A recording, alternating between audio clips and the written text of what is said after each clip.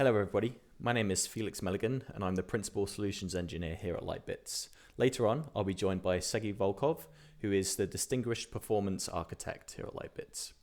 Today, we'll be teaching you how to deploy Lightbits in Azure and then connect it to Azure VMs, install Oracle, and then run some Oracle performance workloads using a script that Sergey built, which uses SLOB in the backend. So what we'll cover in this video series is deploying the Lightbits cluster, looking at the Oracle test scripts, configuring the scripts, and then running the scripts and reviewing the results eventually. So let's get into it.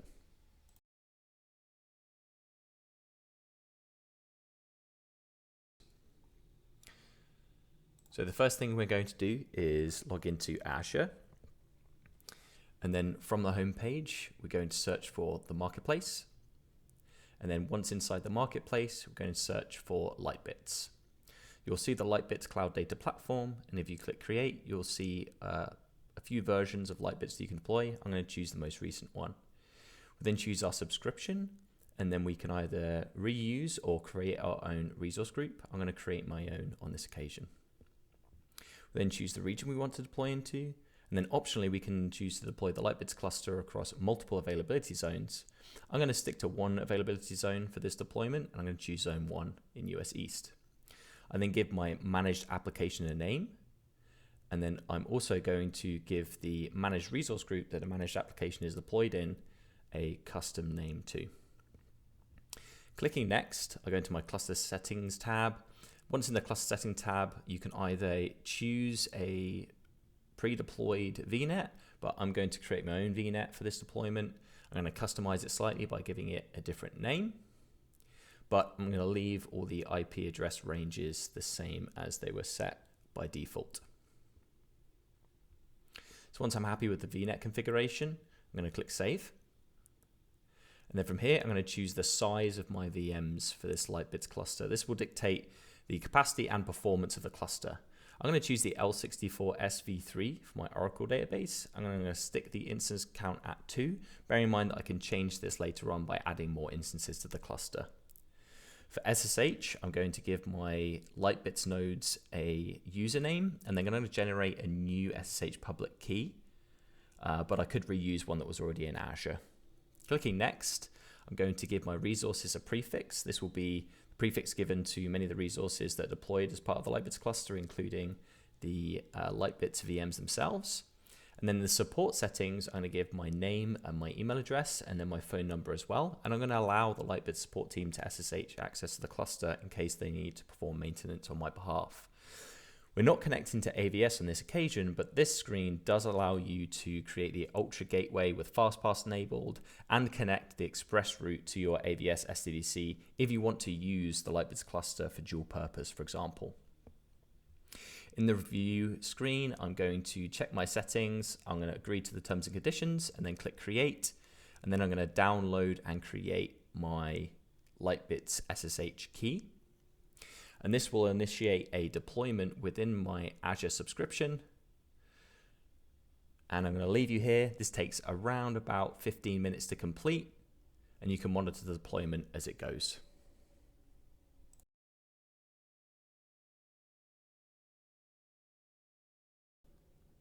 Now that I have my managed application deployed, I'm going to deploy my client, my Oracle database workloads. So in the search bar, I'm going to search for virtual machines, and then I'm going to choose Create Azure Virtual Machine. Once the Create Azure Virtual Machine window pops up, I'm going to choose my subscription, and then I'm going to select the resource group that I deployed my managed application into. I'm going to give my virtual machine a name, L64S v3 C for client, and then number 1, because I'm going to deploy 2 of these. Choose the same region availability zone as my Lightbits cluster. And then for the operating system, I'm actually going to choose RHEL 8.7 Gen 2. Now I'm going to change my instance size here. And I'm going to choose, in this case, the L64 SV3. However, you can choose the instance size of your choosing, including E-series VMs or whatever you use for your Oracle workloads based on your requirements. I'm going to choose the same key pair that I used for SSHing into my Lightbits cluster for ease of access. And then I'm going to enable public inbound access on port 22 so that I can SSH into this instance once it's been deployed.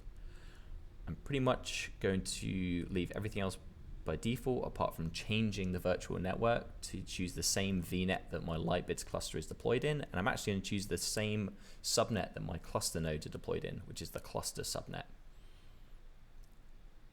I'm going to ensure that accelerated networking is enabled for optimal performance. And then from here, we can pretty much skip all the way to review and create, unless you want to change any of these settings based on your deployment best practices. So in review and create, I'm just going to review all my settings that I've enabled on the instance, and then I'm going to create this virtual machine. And again, this virtual machine will be deployed in the same VNet and subnet as the Lightbits nodes, so that this VM is as close to the Lightbits nodes as possible for optimal performance. Once I've done this, I'm going to deploy a second VM, and then we'll skip forward.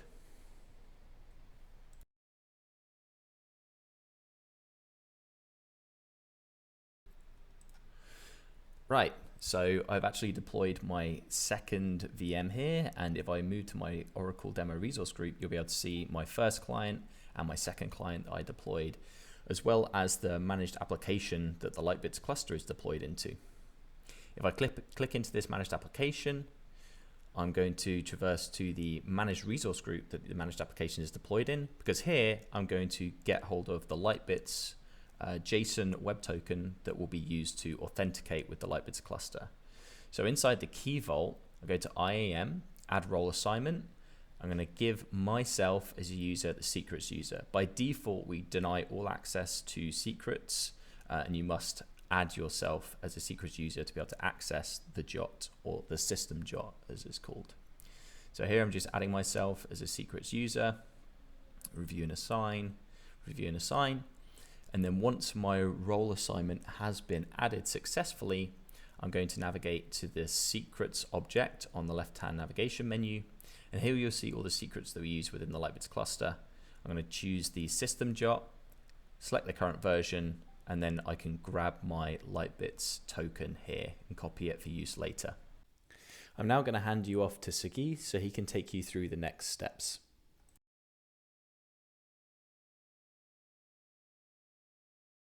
So now that we have a Lightbits cluster up and running, and we also created an Azure VM to run Oracle, let's start and see how we can connect the Oracle VM into the Lightbits cluster, create volumes, and how we're going to use the Oracle database with these volumes.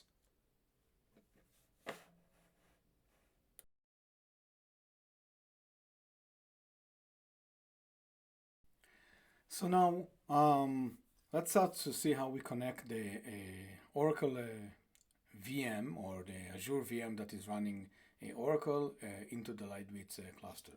The first thing is to introduce you to the LBCLI command, and this is basically the Lightbits command line interface. I have copied it from one of the Lightbits servers, or Lightbits virtual machine in Azure, into this virtual machine that is already running Oracle. You can see that the Oracle is already installed, although there's no database or anything like that. Nothing is actually created. It's just a software that is installed. So if we will run LBCLI and then list nodes, we're going to see the servers or nodes in the Lightbits cluster. These are basically the targets in the cluster that we want this virtual machine to use. We can see that there's 3 IP addresses that belongs into server 0, 1, and 2. And the port that it's using, 4420, in order to communicate with NVMe over TCP. We can also see with the LBCLI command, try to list the volumes that exist in this cluster. There's no volumes that were created in this cluster. So now the first thing that we want to do is actually connect this Azure VM or the Oracle VM, let's call it, into the Lightbits cluster. So we know we have these 3 IP addresses that we need to use. And what we are going to do, even before we run the connection, I'm just going to run a couple of NVMe commands that will show you what NVMe devices already exist in here. So since this is an LS64SV3, if we will run NVMe list, we're going to see the 8 devices that are locally attached into the virtual machine. These come with this type of virtual machine. And if we'll run the command again and add the subsys, we are going to see the controller that each of these locally attached devices are actually using. The reason I'm showing this is because right now list subsys is one of the methods to see whether this virtual machine is connected into a cluster over NVMe over TCP.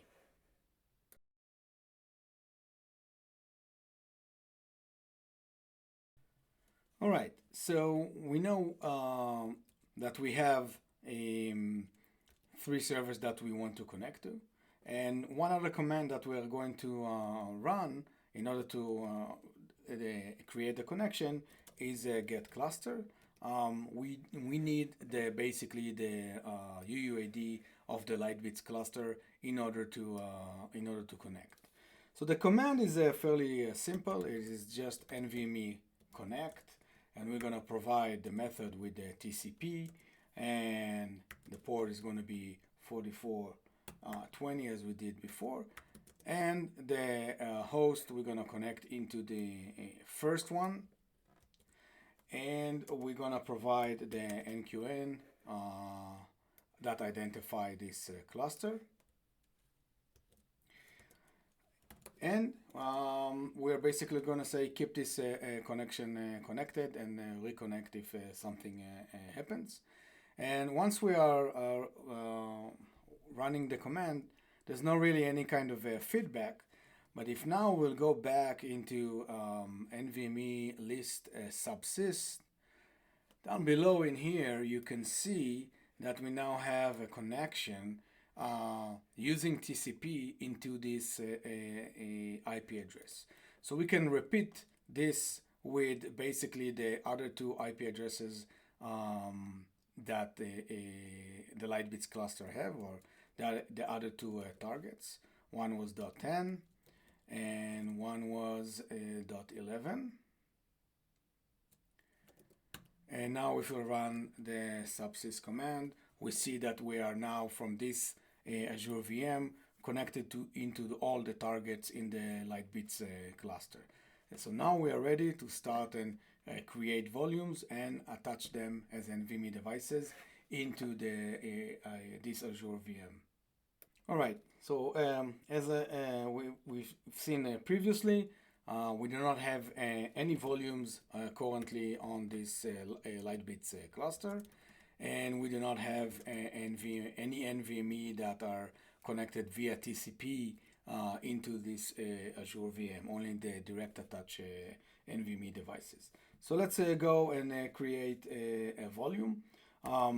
So again, LBCLI is the command line tool to create a volume, delete a volume, all sorts of things. The man pages have helpful information on how on all the operations that you can do. We're gonna create a volume. I'm gonna name it SLOB DB only because we're gonna run the SLOB workload on top of it. We have to supply a project name. Since this is a brand new cluster, we only have the default project name in the Lightbits cluster. We're gonna supply an ACL, And here we can do a little bit of a trick. Since we are on the client where we want to connect the volume, we can basically cut etc NVMe host NQN, which holds basically this specific virtual machine host NQN. The size is going to be let's do 250 gigabytes, and we are going to require 3 replica for this volume. And as you can see, the state is in creating. If we will run again LBCLI list volume, we're going to see that it's now already available. It takes less than a second for all of this to happen. If we will go back into the NVMe list command,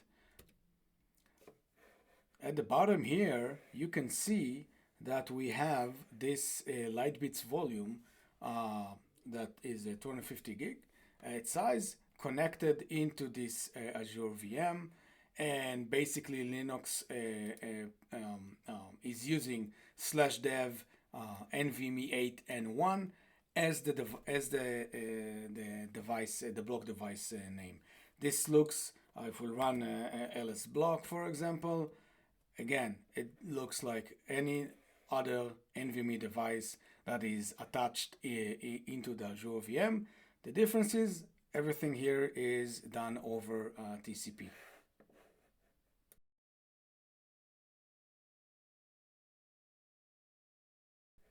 So now that we have one Lightbits volume connected to this Azure Virtual Machine, let's go ahead and create a file system on top of it, so we can use it to create an Oracle database on top of it. Remember, this is the device that we want to create a file system. I'm going to label it just for the sake of a good Linux administration.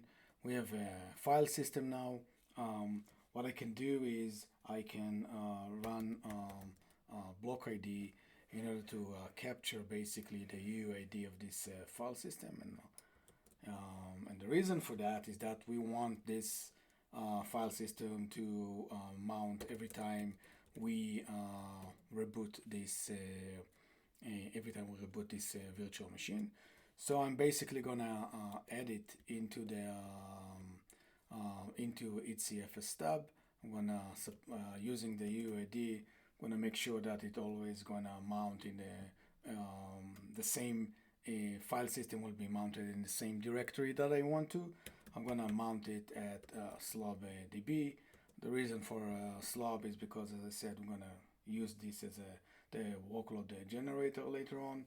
I'm gonna provide basically the type of file system, use the defaults, and the important stuff in here is netdev, because we do want this file system to only be mounted once the Linux network is up and running, because it is using NVMe over TCP. So once we have that up and running and into FS tab, we can do a mount -a to basically mount anything in its tab that is not already mounted.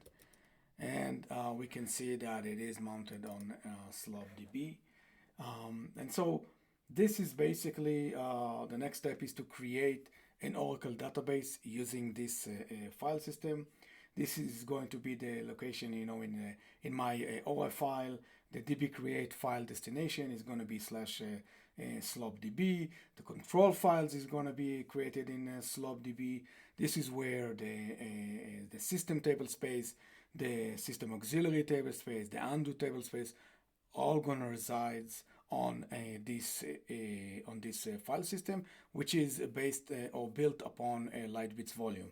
So I'm going to create a database now, and then once, since it takes time, once the database is up and running, we'll come back and see how we can use the database to test the performance. So while the database is being created, I just want to show one thing. Previously I showed how to run the NVMe connect command into to connect into the Lightbits cluster. And if you recall, it was something like NVMe connect, and we connected into an IP. Now, if we want to basically make sure that this happens automatically after a reboot, what I did here is I created a service, a systemd service, and I just called it NVMe connect. It's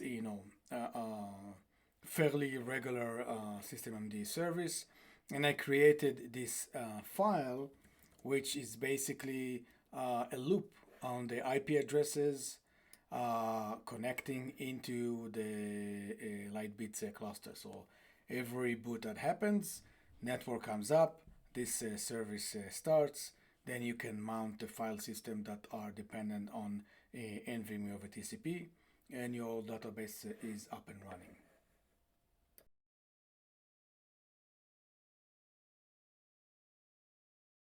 So now that we have a database up and running, I've also went and created an IOPS table space for the SLOB workload generator. You can see that the IOPS table space consists of several data files. These are basically Lightbits volumes. As you can see, they're all mounted with like a /data1, 2, and so on and so on. These are basically the same volumes that you see here. And I've included in the Git repository a wrapper around the run it shell script that SLOB provides. And what it basically does, it allows you to set certain values and permutations for a run and just run it in a loop. So I'm gonna run this now for a long time, and I'm just gonna do an update percentage of 100%, 25, 50, 20, 0, which is basically read-only, using only 42 threads and the number of schemas that I've created SLOB with. I've already ran this, and there's another nice script that allows you to print the results of these runs and permutations. And what's nice about this is that you can basically copy paste the whole thing, go into a spreadsheet, paste it, and you're gonna have basically the results. Very easy to read. You can see in this example, for the read only, the update percentage of 0. Physical reads was very close to 1 million IOPS in the time that we ran. This was 20 minutes. All the variations of, like, let's say 25% update, how many physical reads, how many physical writes, latency for some of the data that the AWR reports are sharing.